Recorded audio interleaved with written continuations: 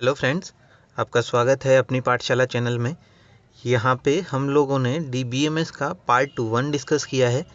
आगे के जो पार्ट हैं वो कंटिन्यू आएंगे, लेकिन ये वाला पार्ट पहले जान लेना काफ़ी ज़रूरी है, क्योंकि DBMS जो है इसके बारे में बेसिक चीज़ें पता होना काफ़ी मैटर करता है। अगर हमको ये चीज़ें नहीं पता होंगी तो काफ़ी सारी प्रॉब्लम्स आती है क्वेश्चंस को सॉल्व करने में।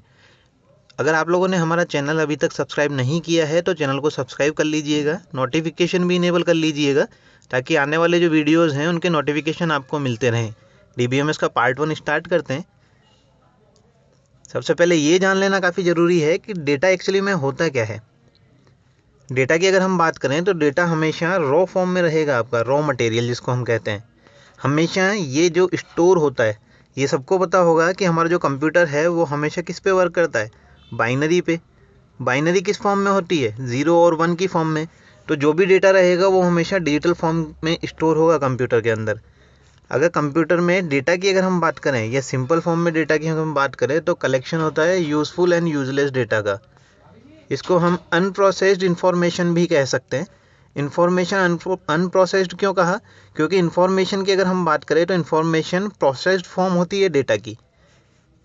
यहाँ तक आया होगा समझ में।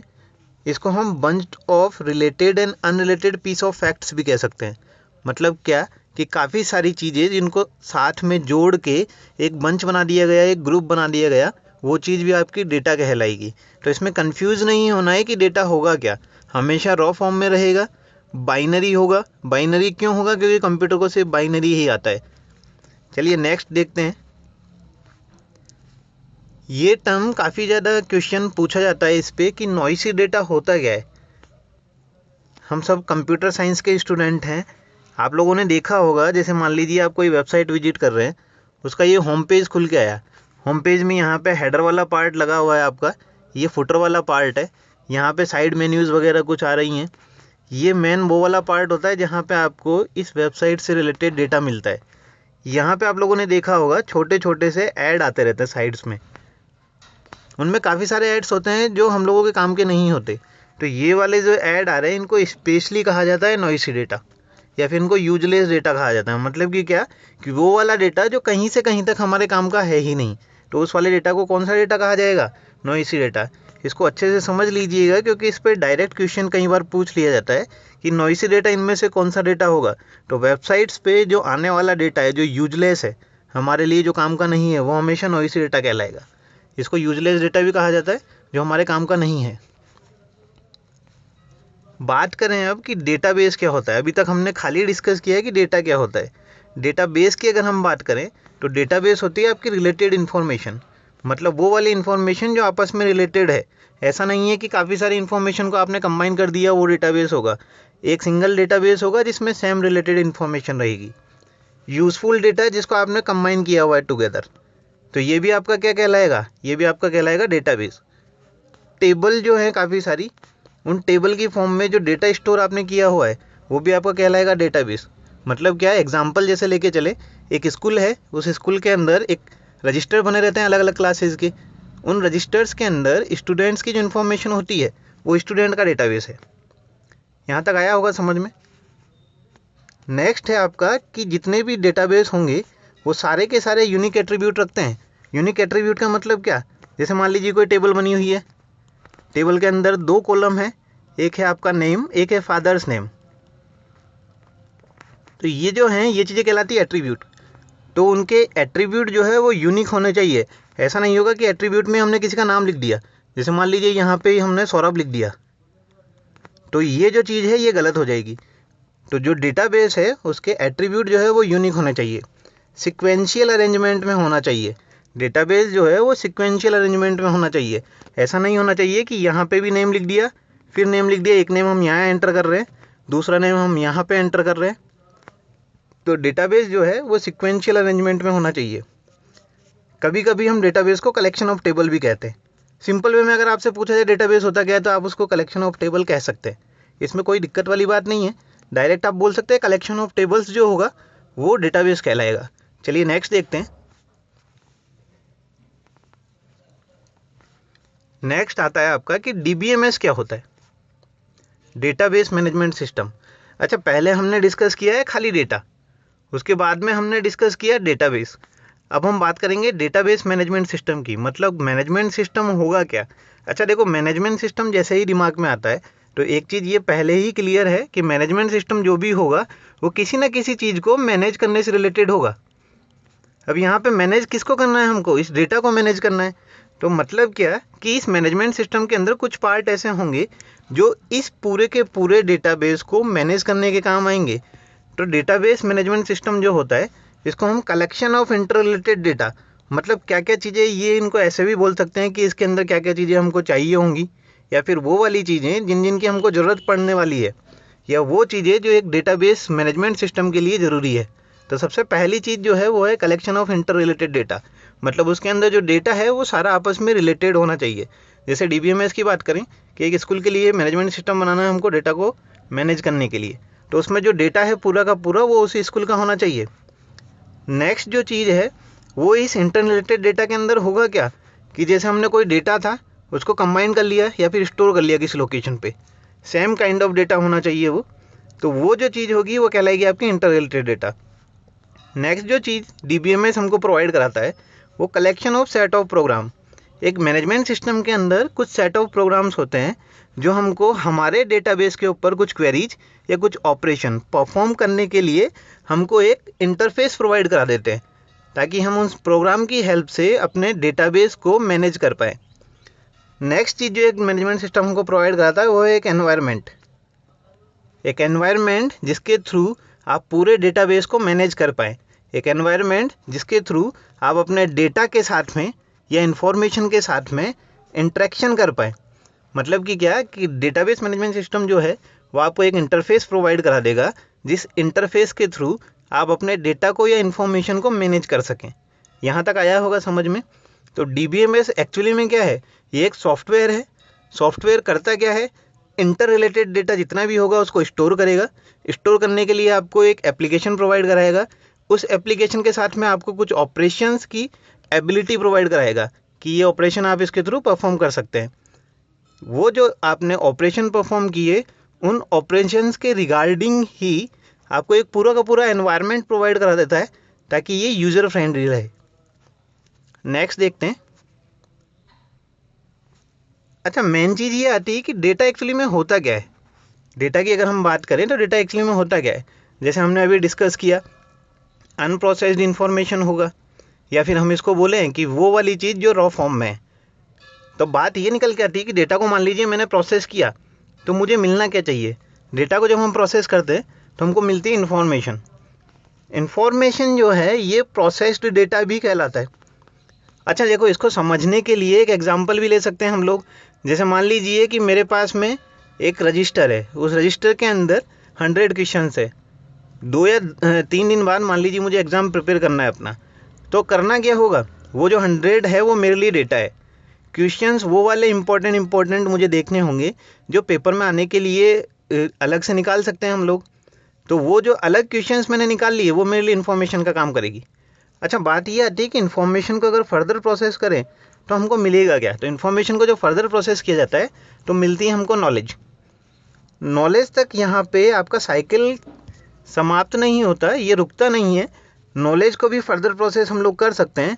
जब नॉलेज को फर्दर प्रोसेस किया जाता है तो हमको मिलती है इंटेलिजेंस या रिसर्च।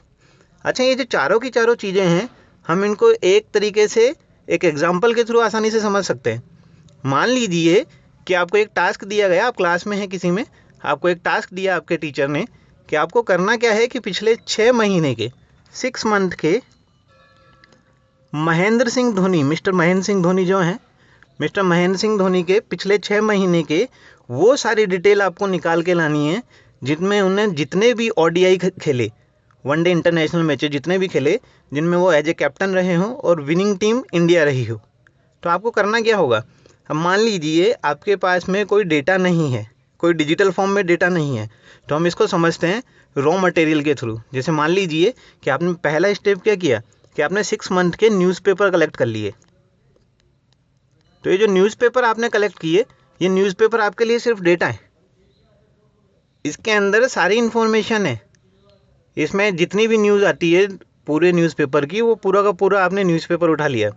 लेकिन यहाँ से आपका टास्क कंप्लीट होने वाला नहीं है। आपको करना क्या होगा, इस न्यूज़पेपर के अंदर से खेल समाचार, स्पोर्ट्स न्यूज़ से रिलेटेड जो पेज है उस पेज को आपको यहाँ से निकालना होगा। अच्छा, स्पोर्ट्स न्यूज़ वाला जो पेज है आपने निकाला, मतलब आपने किया क्या कि इस न्यूज़पेपर को प्रोसेस किया। जैसे ही आपने स्पोर्ट न्यूज़ वाला पेज अलग निकाल लिया तो आपको क्या मिला यहाँ से, इन्फॉर्मेशन।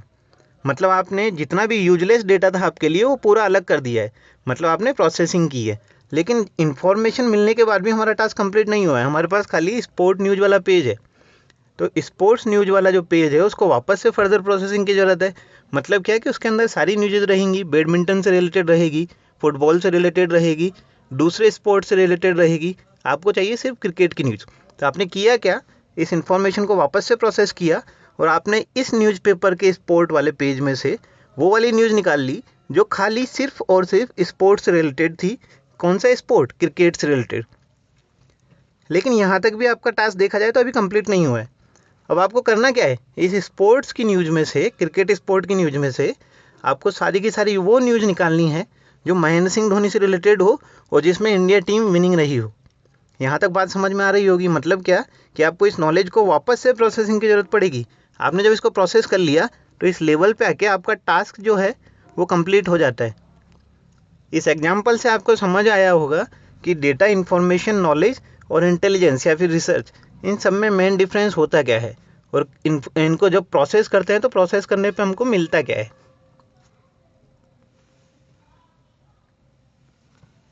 नेक्स्ट देखते हैं टेबल्स। डेटाबेस मैनेजमेंट सिस्टम की बात जब भी आती है तो मेन जो क्वेश्चंस बनते हैं वो टेबल्स पे ही बनेंगे और टेबल के ऑपरेशंस पे, कि क्या ऑपरेशन आप कहाँ पे अप्लाई कर सकते हैं। तो यहाँ टेबल की अगर हम बात करें तो टेबल के अंदर कुछ पार्ट्स होते हैं जिन पर डायरेक्टली क्वेश्चंस पूछ लिए जाते हैं। ये वाला जो पार्ट आपको दिखाई दे रहा है ये रो है, ठीक है। यहाँ पे आप देखें अगर तो ये पूरा का पूरा एक कॉलम है। रो और कॉलम जहाँ पे इंटरसेक्ट करते हैं, जैसे मान लीजिए इस वाली लोकेशन पे ये वाली रो आ रही है, यहाँ पे ये वाला कॉलम आ रहा है, तो जिस लोकेशन पे इंटरसेक्ट करते हैं वो पोजीशन, वो जो पार्ट है आपका, वो पार्ट कहलाता है फील्ड। यहाँ के बाद अगर हम देखें कि कलेक्शन ऑफ फील्ड क्या कहलाएगा, काफ़ी सारे फील्ड मान लीजिए सेम रो के अंदर अगर मैं कंबाइन कर देता हूँ तो कलेक्शन ऑफ फील्ड जो होगा मेरा वो क्या कहलाएगा, वो कहलाएगा रिकॉर्ड। अच्छा, एक कॉलम जो होता है, जैसे मान लीजिए ये वाला कॉलम हमने लिया, कॉलम जो होता है इस कॉलम की जो आइडेंटिटी बताता है, जेंडर यहाँ पे लिखा हुआ है, जेंडर बता रहा है इसकी आइडेंटिटी, तो ये जो आइडेंटिटी बताता है, ये आइडेंटिटी बताने वाला जो पार्ट है यहाँ पे वो कहलाएगा एट्रीब्यूट। यहाँ तक आया होगा समझ में। रो और कॉलम रहेंगे, उनका इंटरसेक्शन पॉइंट कहलाएगा फील्ड। अच्छा, ये चीज़ ध्यान रखिएगा कि क्वेश्चन अगर आपसे MS एक्सेल के लिए पूछा जाए कि रो एंड कॉलम का इंटरसेक्शन पॉइंट क्या कहलाएगा, तो वहाँ पे आपको जवाब देना है सेल। लेकिन अगर आपसे DBMS में पूछा जाए कि रो और कॉलम का इंटरसेक्शन पार्ट कहलाएगा क्या, तो यहाँ पे आपको जवाब देना है फील्ड। यहाँ तक समझ आया होगा। चलिए नेक्स्ट देखते हैं।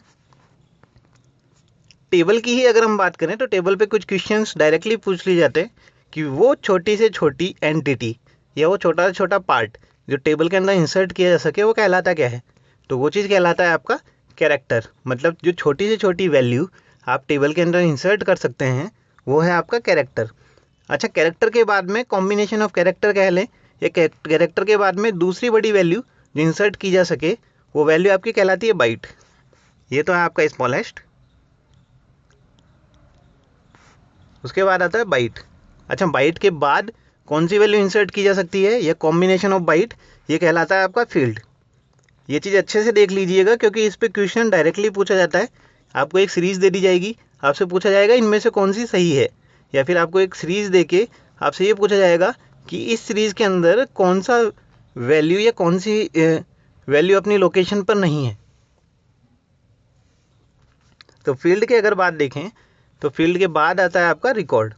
कलेक्शन ऑफ फील्ड जो होगा वो रिकॉर्ड। दो तरीके से क्वेश्चन पूछा जा सकता है, या तो आपसे पूछ लिया जाए कलेक्शन ऑफ बाइट टेबल के अंदर क्या कहलाएगा तो होगा field, collection of field table के अंदर क्या कहलाएगा तो होगा रिकॉर्ड। रिकॉर्ड के बाद जो आता है आपका वो है फाइल। मतलब कलेक्शन ऑफ रिकॉर्ड क्या हुआ, फाइल। अच्छा, फाइल वो वाला पार्ट है जिसको कई बार टेबल भी कहा जाता है, लेकिन ये पूरा टेबल नहीं बोल सकते। क्यों? क्योंकि फाइल वाले पार्ट में एट्रीब्यूट्स नहीं होते। एट्रीब्यूट्स अगर हम ऐड कर दें तो फाइल वाला पार्ट क्या कहलाएगा आपका, टेबल। यहाँ तक आपको समझ आया होगा। इसको अच्छे से याद रख लीजिएगा। कैरेक्टर, फिर बाइट, फिर फील्ड, उसके बाद में रिकॉर्ड, रिकॉर्ड के बाद में फाइल, फाइल के बाद में टेबल। ये पूरा का पूरा साइकिल है एक। तो इसको अच्छे से याद रख लीजिएगा। ये था आपका DBMS का पहला पार्ट। आपको हमारा चैनल कैसा लगा, वीडियोज़ के बारे में कमेंट करके हमको ज़रूर बताइएगा कि क्या क्या चीज़ें ऐसी है जिनको और एक्सप्लेनेशन की ज़रूरत है। सब्सक्राइब ज़रूर कर लीजिएगा हमारे चैनल को। Thank you.